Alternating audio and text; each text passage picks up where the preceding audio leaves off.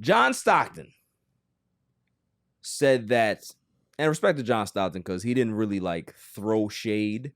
It was more of like somebody asked him a question and he was like, if this were true, if I was a teammate of his, I'd be upset. So he was asked a question on a podcast. How does he feel about, LeBron James dictating and being pretty much a GM for his team? So he's like, I don't know if this is true.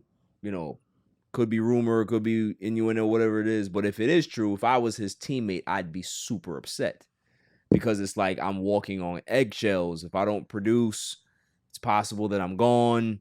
Da da da. But you gotta remember, what era does John Stockton come from? He comes from an era where players just played. They didn't make bones about what happened in the front office. They didn't care about free agency. They just played. John Stockton played for one team his entire career. Didn't matter if the Jazz were good. Didn't matter if the Jazz sucked. He played. Didn't matter who the teammates were. He was showing up to camp every offseason. Blue collar guy. Because that's just what the culture was. So for a guy of his ilk, of his stature, of his legendary status, to not understanding the changing of the time business-wise in the NBA, that's the actual disconnect. Like, there's many players that are GMs now. It's not just LeBron James. Kawhi Leonard, Paul George, Steph Curry. Every player that's a great player has information, or they get information about who they want on the team and what's going on. They are always updated on what's going on. So every great player is a GM. It's even happening in football now. Quarterbacks are in GM meetings. What's going on? Hey, we're thinking about bringing in this player, Aaron. What you think? Hey, okay, that's cool. Hey, Russell, what you think about this guy? Oh, okay.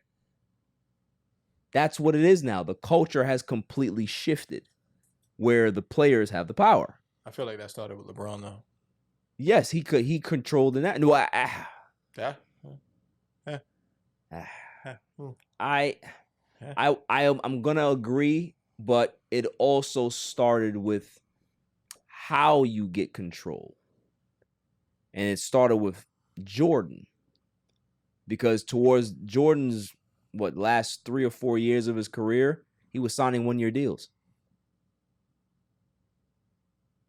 Okay.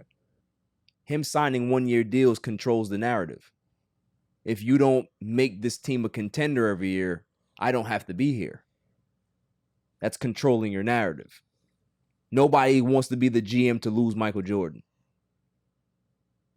So if you don't make sure that this team is up to snuff, he's out of here.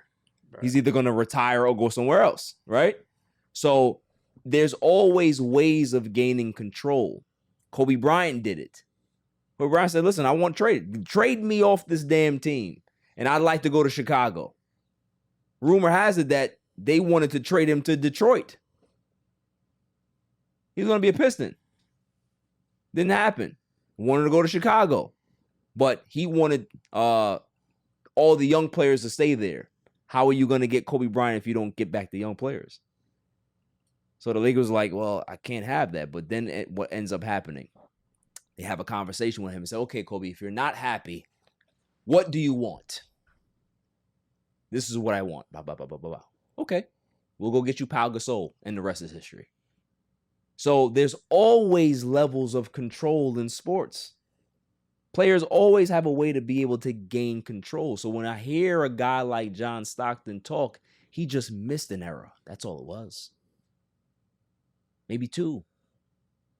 I'm not going to blame him for his opinion, because that's how he grew up playing. Doesn't understand. He's been far removed from the NBA for how long now? Doesn't understand it. He doesn't get that a player can go to a GM and say what he wants or what he doesn't want. Man, could you imagine if me and Karl Malone had that type of power back in Utah? It'd have been up over there. Get rid of Jeff Hornacek. Jeff Hornacek was a saint. So that's respect. I'm not gonna throw shade at the old guy. you know, you have your opinion, man. That's cool.